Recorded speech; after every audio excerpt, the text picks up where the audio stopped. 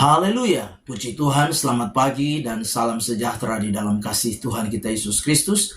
Pagi yang baik ini kita patut bersyukur kepada Tuhan kalau Tuhan masih memberikan kita kesempatan, Tuhan masih memberikan kekuatan, kesehatan kepada setiap kita. Itu sebabnya pagi ini mari kita menyediakan hati dan diri kita untuk bersama-sama mendengarkan firman Tuhan, mendasari seluruh aktivitas kita di sepanjang hari ini. Mari kita berdoa. Bapa di dalam surga, di dalam nama Tuhan kami Yesus Kristus, kami bersyukur untuk anugerah-Mu yang kami nikmati sampai pagi hari ini. Pagi yang baik ini kami mau mendengarkan firman-Mu ya Tuhan. Berkati kami semua. Dalam nama Tuhan kami Yesus Kristus kami berdoa. Haleluya. Amin. Puji Tuhan.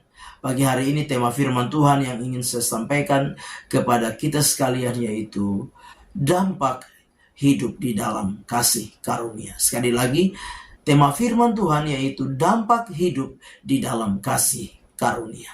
Mari kita memperhatikan bersama-sama firman Tuhan di dalam Titus pasal yang kedua ayat yang ke-11. Titus pasal yang kedua ayat yang ke-11. Demikian firman Tuhan. Karena kasih karunia Allah yang menyelamatkan semua manusia sudah nyata. Sekali lagi saya bacakan. Karena kasih karunia Allah yang menyelamatkan semua manusia sudah nyata. Bapak Ibu jemaat yang kekasih, pagi hari ini saya percaya bahwa kita semua sudah menikmati, sudah menerima kasih karunia dari Allah di dalam hidup kita. Melalui kita percaya, kita beriman kepada Yesus Kristus yang telah mati, bangkit, bahkan yang naik ke surga, memberikan keselamatan kepada setiap kita. Dampak dari kasih karunia yang kita terima itu harus nyata, harus menjadi sebuah realita di dalam hidup kita. Nah, lewat firman Tuhan pagi hari ini, dampak dari kasih karunia yang harus menjadi sebuah realita di dalam hidup kita, yaitu yang pertama, kita harus meninggalkan kehidupan kita yang lama. Di dalam ayat yang ke-12, Ia mendidik kita supaya kita meninggalkan kefasikan dan keinginan-keinginan duniawi. Yang pertama yaitu kita harus meninggalkan hidup lama kita, menanggalkan segala kefasikan, meninggalkan segala keinginan-keinginan duniawi kita. Orang yang menerima kasih karunia harus menyadari bahwa kasih karunia yang dia dapat dari Tuhan bukan untuk tetap hidup di dalam dosa, bukan untuk tetap hidup di dalam kejahatan, bukan untuk tetap hidup menuruti keinginan-keinginan duniawi, hawa nafsu kedagingan. Tapi dia harus menyadari bahwa kasih karunia yang dianugerahkan kepadanya harus menjadi kehidupannya menjadi berdampak di dalam hidup ini. Meninggalkan manusia lama yang menuju kepada kebinasaan. Nah, Bapak Ibu jemaat yang kekasih di dalam Tuhan kita Yesus Kristus, ada banyak orang yang memiliki pola pikir yang salah, paradigma yang salah, pemahaman yang salah tentang anugerah Allah, tentang kasih karunia Allah. Itu sebabnya sekalipun mereka sudah menerima kasih karunia Allah, tetapi mereka masih hidup di dalam kehidupan yang lama. Tetapi sebagai orang-orang yang menerima kasih karunia Allah, mari kita mau belajar hal yang pertama, yaitu menanggalkan kefasikan dan keinginan-keinginan duniawi. Meninggalkan dosa, meninggalkan hal-hal yang tidak berkenan kepada Tuhan. Yang kedua, dampak dari kasih karunia Allah yang kita terima di dalam kehidupan kita yaitu hidup sesuai dengan kehendak Allah. Di dalam ayat 12 bagian B di sana dikatakan supaya kita hidup bijaksana, adil dan beribadah di dalam dunia sekarang ini. Jadi, Bapak Ibu jemaatnya kekasih, orang-orang yang menerima kasih karunia Allah harus hidup bijaksana, harus hidup adil dan beribadah kepada Allah. Apa artinya kita menerima kasih karunia Allah, tetapi hidup kita tidak menjadi hidup yang bijaksana? Dalam hidup ini kita tidak beribadah kepada Allah. Kita tidak hidup di dalam keadilan.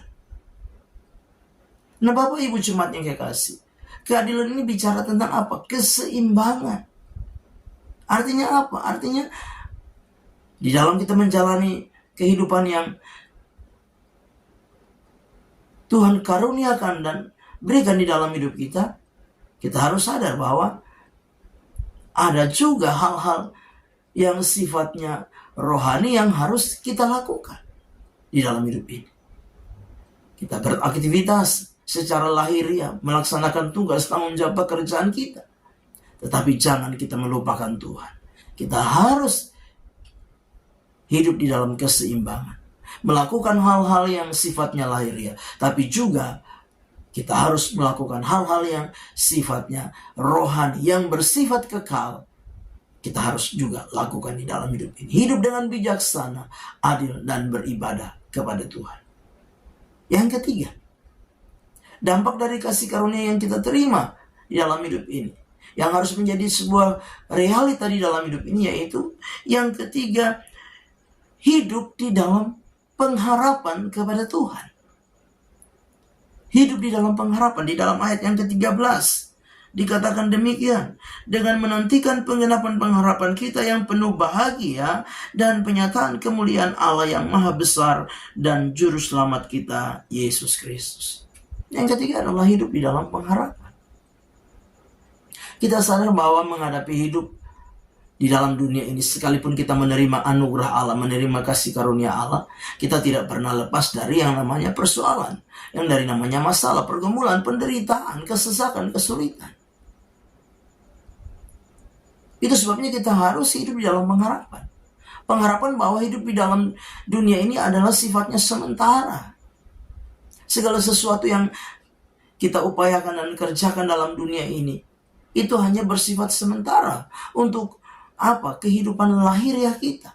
Apa yang kita cari di dalam dunia ini, itu hanya sifatnya sementara. Tetapi ada satu kehidupan yang abadi. Jangan sampai karena hal-hal lahiriah yang kita upayakan dan kerjakan dalam hidup ini, sehingga apa? Kita lupa kepada hal-hal yang sifatnya abadi, hal-hal yang sifatnya kekal. Bahkan karena keadaan lahiriah ini menjadikan kita putus asa, patah semangat, jadi mundur. Tapi pagi hari ini lewat firman Tuhan, kita belajar bersama-sama. Untuk apa? Untuk hidup di dalam pengharapan. Meyakini bahwa ada satu kehidupan yang abadi yang Tuhan sediakan bagi kita. Itu sebabnya sebagai orang-orang percaya, hiduplah di dalam pengharapan. Ya, jangan mudah putus asa, jangan mudah menyerah. Apapun kondisi dan kehidupan kita, tetaplah hidup di dalam pengharapan sebagai bagian yang nyata dari kasih karunia Allah yang kita sudah terima di dalam setiap kehidupan kita. Amin. Kita berdoa. Bapa di dalam surga, terima kasih untuk anugerah-Mu yang kami nikmati.